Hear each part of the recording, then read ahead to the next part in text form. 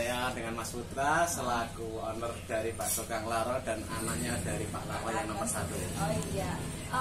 Untuk nama usaha sendiri emang Bakso Kang Laro gitu Mas? Iya, dari dulu alhamdulillah dari tahun 2018 kita memutuskan nama Bakso Kang Laro. Untuk nama usahanya ini sendiri apakah misalnya ada kayak misalnya diambil dari nama bapak saya karena saya Iya, karena namanya Pak Sularno jadi namanya Bakso Kang Laro. Jadi nggak ada dari nenek moyang dulu, nggak ada, emang dari karena kita rintisan awal namanya juga Bakso Kang Laro karena yang punya langsung karena Pak Larno juga. Jadi ini usahanya berdiri dari tahun 2018 kurang lebihnya bulan Mei, kalau tanggalnya lupa. Lupa tanggalnya ya Mas.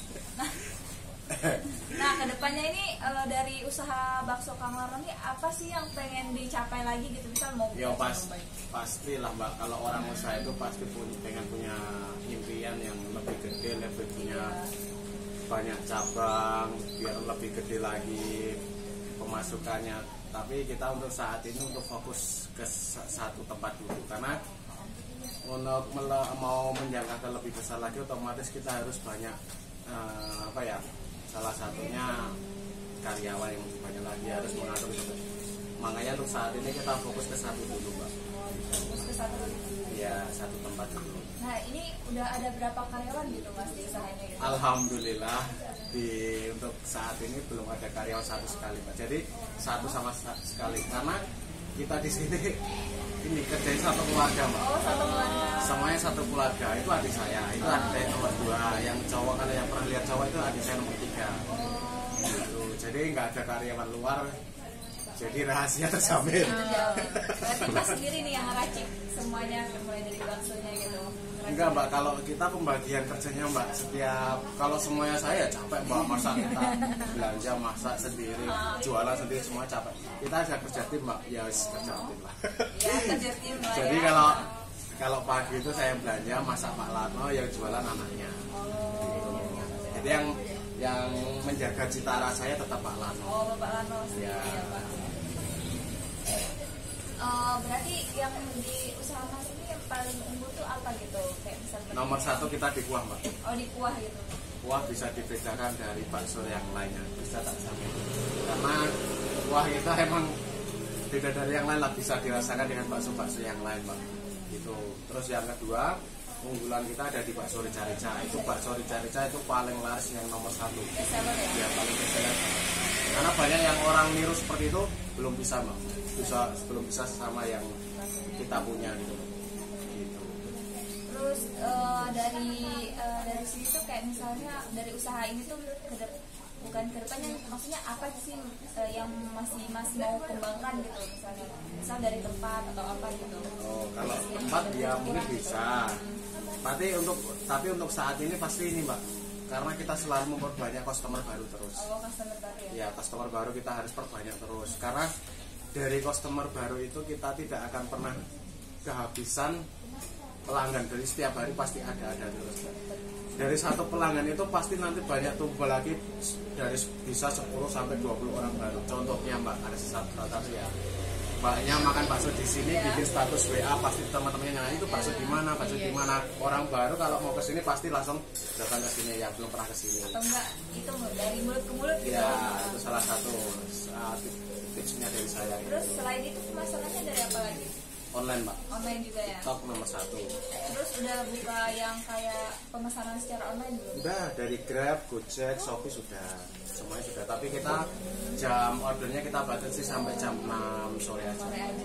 Dari jam 11. Karena nggak sampai malam kalau online. Kalau jam normalnya jualan offline-nya sampai setengah 10 malam. Sampai 10.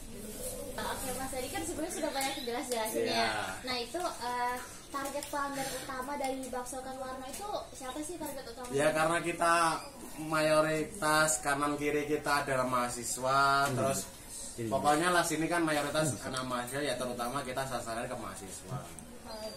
Tapi kalau di online, kita pemasaran online itu kan mencakup semuanya. Tapi kalau di sini kita fokusnya ke mahasiswa. Makanya kalau kita ada mahasiswa angkatan tua yang maba baru semester 3, pasti kita ngomong, Mbak, temennya yang belum tahu sini tolong diajak sini ya, tolong kasih, pasti itu saya ngomong kayak gitu Mbak. Karena mahasiswa baru, mahasiswa semester 3 itu banyak yang belum tahu sini. Makanya setiap orang beli, mahasiswa beli, pasti saya ngomong seperti itu. Itu salah satu strategi marketing saya. Karena biar semakin banyak customer yang ada di sini, semakin rame gitu. Yang penting ngomong, kalau nggak ngomong pemasaran kita kurang, customer kita kurang gitu. Terus tuh Mas, kan pasti setiap toko itu kan pasti ada kelebihan sama kekurangannya. Nah misalnya nih ada pelanggan yang ternyata mungkin kurang serak sama rasanya, atau mungkin kurang suka sama sesuatu kayak gitu di tempat ini, tuh gimana sih tanggapannya Mas? Terus ya udah, berarti emang udah nggak cocok sama lidahnya, kita biarkan aja. Tapi kalau komplain dengan lainnya masih kita bisa perbaiki. Karena kalau soal rasa kan udah seleranya sendiri-sendiri kan, kita nggak bisa merubah kan, karena udah selera rasa kita udah seperti ini. Kalau emang udah cocok buat kamu ya alhamdulillah, pasti besok datang lagi. Tapi kalau enggak, ya udah nggak apa-apa, berarti belum rezeki kami gitu loh. Makanya kita selalu merawatnya dengan pelayanan yang lebih ramah, ceria, semangat, biar pelanggan itu juga efektif, biar senang sama kita, biar balik lagi, punya kenangan lagi. Banyak loh Mbak, mahasiswa yang udah lulus itu kan, saya nyimpen nomor WA banyak nih, lihat status WA saya, Mas, Mbak bikin frozen, saya tuh kangen banget ya baksonya. Bisa kirim ke Tangerang nggak? Bisa kirim ke Sumatera nggak? Banyak banget gitu. Tapi kan belum. Ya, itu kan ya kayak gitu loh. Jadi masih ninggal rasa di hatinya dia gitu loh, wis. Rasa bakso maksudnya. Berarti bisa pesan lewat WA aja Mas? Kalau WA nggak bisa Mbak, kata online ya cuma online aja, Shopee itu aja Mbak. Iya. Cuman ada yang beberapa customer itu males, karena online kan lebih mahal harganya. Biasanya WA, terus nanti uangnya transfer, dia ngambilnya pakai GoSend. Kayak gitu loh. Sebenarnya hitung-hitungannya sama aja. GoSend kalau enggak apa itu? Shop itu namanya apa itu? Nah, itu drop apa itu namanya itu? GoFood. Itu Gojek. Bukan Gojek, dia ambilnya pakai Gojek itu GoSend. Iya, GoSend kayak gitu loh. Terus tuh Mas, kira-kira distribusi atau pembelian kayak mie-nya, tahunya itu kira-kira dibuat sendiri atau mungkin ada dari toko yang khusus gitu? Semuanya itu beli Mbak, di pasar Mbak, semuanya beli. Cuma yang kayak itu tahu, kayak tahu itu awalnya masih kotak-kotak kita irisin, kayak mie awalnya masih belum matang kita matangin. Semuanya itu dari nol Mbak, nggak ada yang tinggal beli kita tata depan, itu nggak ada. Semuanya ada prosesnya sendiri-sendiri. Terus Mas, apa sih tujuan utamanya nih? Kan pasti kan bakalan beda gitu loh, tiap penjual tuh pasti bakalan beda supaya maksudnya baksonya itu disukai oleh konsumennya. Itu tujuannya tuh gimana sih? Supaya konsumennya tuh senang gitu loh. Maksudnya? Kayak tujuan dari pembuatan baksonya ini supaya disukai oleh konsumennya gitu. Pasti kan tadi kan kayak Masnya bilang lebih banyak konsumen kita itu mahasiswa kayak gitu. Ya nggak ada tujuan sih, karena kita cuma alhamdulillah ya masaknya seperti itu, banyak disukai pelanggan, balik lagi. Berarti kalau udah balik lagi otomatis pelanggan itu seneng. Kita nggak ada resep-resep khusus, nggak ada. Masih resep yang bikin jatuh cinta dengan bakso ini nggak ada. Cuma yang bikin jatuh cinta sini adalah cita rasa kita sendiri aja. Dan cita rasa kita di sini tidak bisa ditiru dengan orang lain, tidak bisa. Sebelumnya itu waktu pertama kali jualan itu emang langsung di tempat ini atau enggak? Gimana? Itu iya, perjalanannya itu karir sekali. Perjalanannya jualan seperti Mbak dari 2008. Awalnya dulu keliling Mbak. Oh keliling. Awal mulanya keliling. Bapak itu Pak Larno keliling. Terus Depanman udah pernah belum? Udah pernah sekali. 2 kali. Udah ya. Oh ya, Depanman itu dulu. Terus pindah ke sini. Ya pindah sini itu dulu tuh dari 2018 belum ada Mbak, bakso ricarsa belum ada, bakso telur belum ada, bakso urat belum ada, cuma bakso biasa dulu.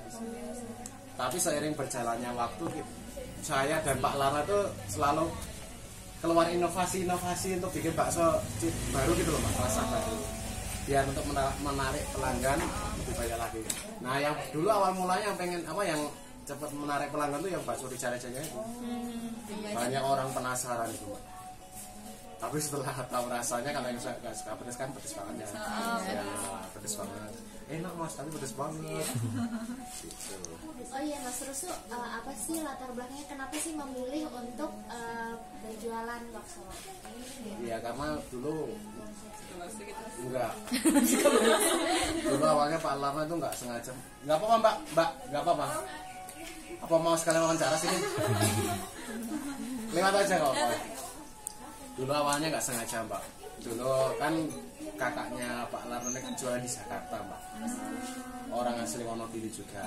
Kakak kandungnya Pak Larno jualan di Wonogiri. Di Jakarta. Nah Pak Larno itu sama ibunya sama si Mbak saya pergi ke Jakarta main. Nah terus ditanya Pak Larno tuh udah kerja apa belum, kerja apa, dan terus keluar pergi pulang ke Jogja. Terus dikasih resep. Nah nggak taunya kalau di sana tuh kakaknya jual bakso mbak. Nah terus pulang ke Jogja dikasih resep, sampai Jogja nekat mbak, kita semuanya nekat. Modal cuma 5 juta aja dulu, tak kasih tahu. 5 juta udah jadi gerobak, mangkok dan semuanya 5 juta itu. Itu awal mulanya baksonya rasanya ya kayak gitu, nggak ada beda sama sekarang mbak, beda jauh. Sampai di pokoknya luar biasa lah perjuangannya mbak. Gitu awal mulanya seperti itu. Jadi nggak ada, sebenarnya ngalir aja sih mbak, nggak tiba-tiba aja sih, kayak udah dijalani sama Gusti Allah itu loh, udah alurnya udah emang harus jualan bakso gitu.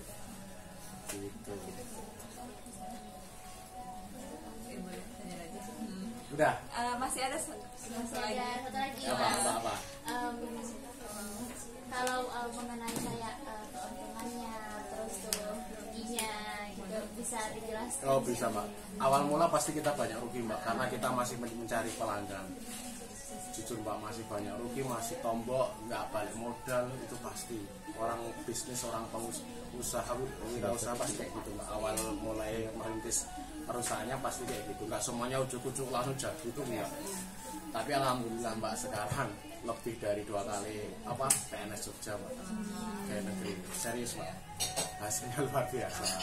Alhamdulillah. Itu ya semua itu perjuangan semuanya mbak, nggak ujuk-ujuknya langsung jadi kayak gitu enggak. Yang jelas ya itu luar biasa, penghasilannya udah lebih dari, kalau itu ya 3 kali UMR Jogja udah bisa sebulan itu bersih. Masya Allah. Gitu. Tapi jangan lihat ramenya aja, tapi kita prosesnya dari bangun pagi, ya toh, capeknya pasti udah ada takarannya sendiri-sendiri mbak. Nggak semuanya tuh lihat ramenya atau tapi prosesnya juga. Cukup sekian Iya, mas. Makasih banyak mas. Wes terang nih.